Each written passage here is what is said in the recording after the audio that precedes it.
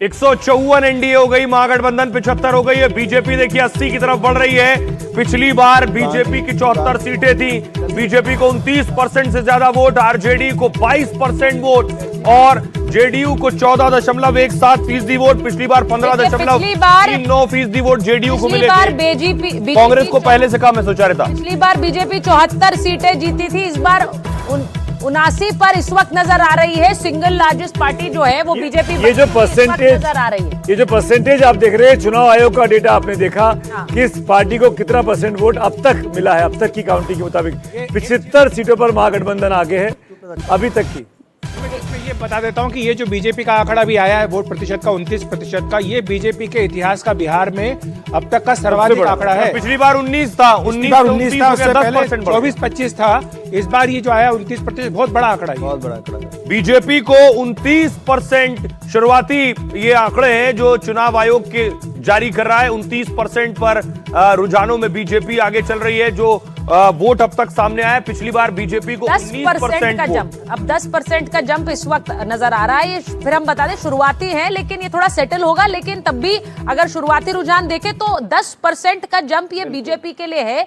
ये अपने आप में सतीश जी, ये बीजेपी का वोट भी जिस वोट परसेंटेज में 10% के उछाल को आप कैसे देख रहे हैं? मेरे लिए सरप्राइज है भारतीय जनता पार्टी की जो शुरुआती सीट आप लोग दिखा रहे हैं। हाँ, परसेंटेज ऑफ वोट ऊपर जा सकता है, लेकिन वो मुख्यतः नीतीश जी के वजह से जाएगा। अच्छा। ये मैं बराबर ये से कहता हूँ। चिराग पासवान के साथ आने से फायदा हुआ है जेडीयू को? जेडीयू क्या चिराग को, क्या चिराग को जो 29 चढ़ा के दिया था बीजेपी ने, तब तो उसको 25 जीतना चाहिए। नहीं, तो 8 पे आगे चल रहा है। 8 पे ना, बस नहीं, पर उनकी अपनी सीटें नहीं आ रही, लेकिन वो जेडीयू को फायदा पहुंचा रहे हैं क्या? अजीत जी एक बार अजीत जी, आप चिराग की अपनी सीटें नहीं आ रही है, लेकिन क्या वो जेडीयू को फायदा पहुंचा रहे हैं? फायदा इसलिए पहुंचा रहे हैं कि पिछले बार अकेले लड़े थे, 135 सीट में एक ही जीते थे, पर जदयू का हालत बिगाड़ दिए थे। पर ये जो आपने पॉइंट आउट किया ना कि भाजपा का 29% वोट, यानी कि 9% का पॉजिटिव स्विंग, ये जो है ना, यही चुनाव को लेके चला जाएगा पराकाष्ठा पे। ये जो आपने सवाल, ये यदि रुझान रह गया, ये रुझान अर्धी रुझान है, पर ये यदि रह गया तो स्वीप है। और ये जो हम लोग जो कल बात कर रहे थे कि कांटे का टक्कर है, वो गड़बड़ है, चित्र है, स्वीप है इस बार बीजेपी जेडीयू के। चारिता, जो आपने चिराग वाला सवाल किया, उसमें मैं ये कहना चाहता हूं कि चिराग की स्थिति बिहार में वैसे ही है जैसे मायावती की उत्तर प्रदेश में, कि वो अपने वोट को ट्रांसफर कर देती हैं। दूसरे का वोट उनको ट्रांसफर हो पाएगा कि नहीं हो पाएगा, इसमें थोड़ी चिराग पीछे चल रहा है, मंगल पांडे पीछे चल रहे हैं, बड़े बड़े नेता पीछे चल रहे हैं, आपको बता दें।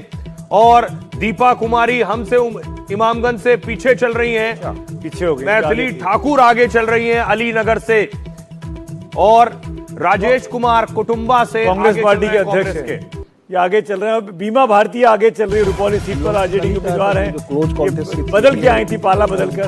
तो नीरज कुमार आगे चल रहे हैं। एक इंपॉर्टेंट चीज जो हम चिराग को लेकर बात कर रहे थे, वो क्लैरिटी करनी जरूरी है।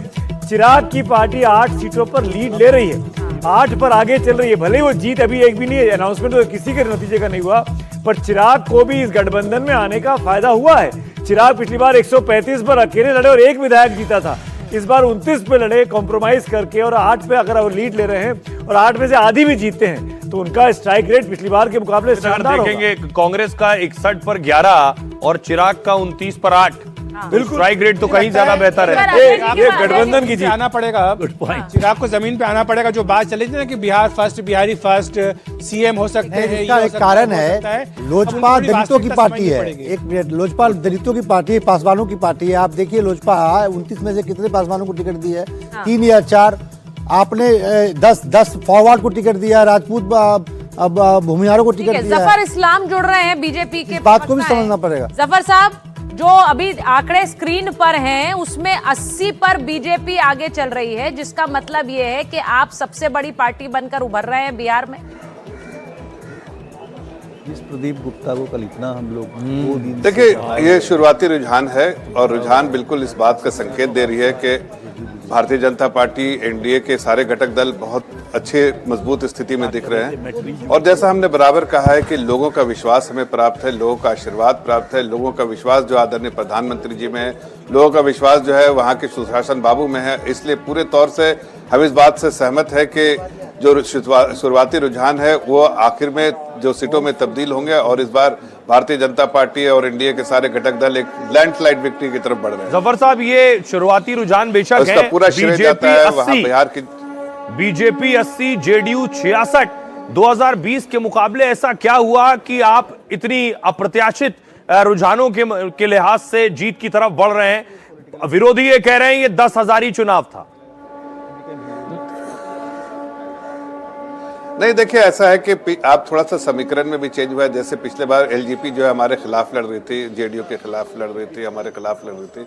इस बार जो है वो हम एक साथ जो है 5 पांडव एक साथ लड़ रहे हैं, तो अपने आप पे जब मुट्ठी बंद होती है तो आपको पता है कि उसमें ताकत ज्यादा आती है और फिर एक दूसरे को वोट ट्रांसफर होता है, लोगों का कॉन्फिडेंस होता है। और जो लोग जो है और एक दूसरी तरफ जब वो देखते हैं कि एक जंगल राज वाले लोग हैं जो आज भी सड़कों पर उतरने की बात और इस तरह के जो है रंगदारियों की बात करते हैं, तो उससे समझ में आता है कि हम जो है वो इस तरह से जिस तरह चल रहे हैं जफर भाई बिल्कुल सही रास्ता। जफर भाई सुमित बोल रहा हूँ, विश्वास प्राप्त था। जफर भाई सुमित बोल रहा हूँ, ये बताइए कि विपक्ष में रह के चुनाव लड़ना आसान होता है या सत्ता पक्ष में रह के चुनाव लड़ना आसान होता है? आपका अनुभव क्या कहता है? देखिए, जो जनता का विश्वास जीते और जनता का जिस तरफ विश्वास हो, जिसके ऊपर आशीर्वाद हो, वो ही पार्टी जीतती है। नहीं, जीतहार नहीं पूछ रहा हूँ, पार्टी के लिए पूछ रहा हूँ कि अगर आप सत्ता में हैं तब चुनाव लड़ेंगे तो आपके लिए आसान है, या आप विपक्ष में हैं तब आप चुनाव लड़ेंगे तब आपके लिए आसान है? अपना काम गिनाना या दूसरे के काम की खामियां निकालना? नहीं, वही मैं कह रहा हूँ कि नहीं, देखिए, आप हमारे साथ एक एडवांटेज ये भी है कि हम काम करने वाले लोग हैं, तो हम तो काम करते हैं तो जनता खुद से इस बात को महसूस करती है, अपने एक्सपीरियंस करती है कि भाई इस पार्टी ने काम किया है, अगले दल ने काम किया। अगले 6 महीने बाद जो चुनाव आ रहे हैं उसमें सिर्फ असम में बीजेपी है, तमिलनाडु में नहीं है, बंगाल में नहीं है। ममता बनर्जी को आपने फॉर्मूला दे दिया 10,000 रुपए वाला, वो भी तो कुछ कर देंगी इस तरह की अनाउंसमेंट? नहीं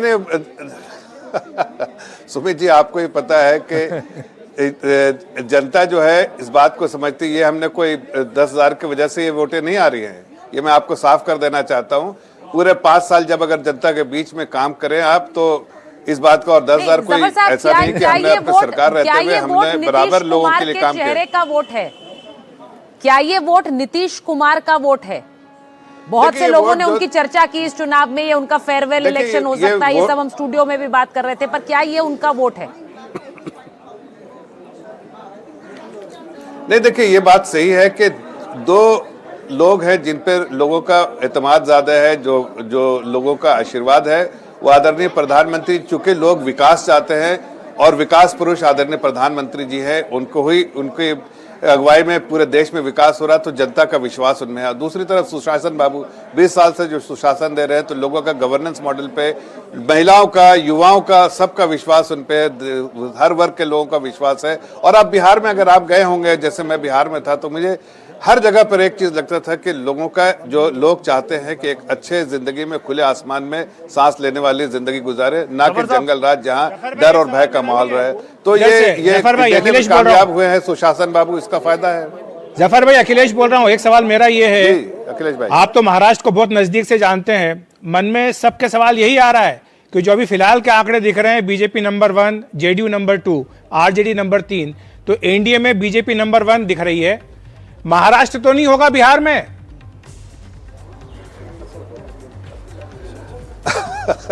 अरे भाई, हम लोगों ने तो बार बार कहा है कि हमने ये पूरा इलेक्शन ही जो है हमारे नेता आदरणीय नीतीश कुमार जी थे, उन्हीं की अगुवाई में लड़ाई की। जफर साहब, एक चीज बताना चाहेंगे कि गृह मंत्री अमित शाह जब यहाँ एनडीटीवी इंडिया के पावर प्ले में आए थे, तो उन्होंने 160 का आंकड़ा दिया था बिहार के लिए। वो अब 160 का आंकड़ा छूता हुआ नजर आ रहा है एनडीए के लिए।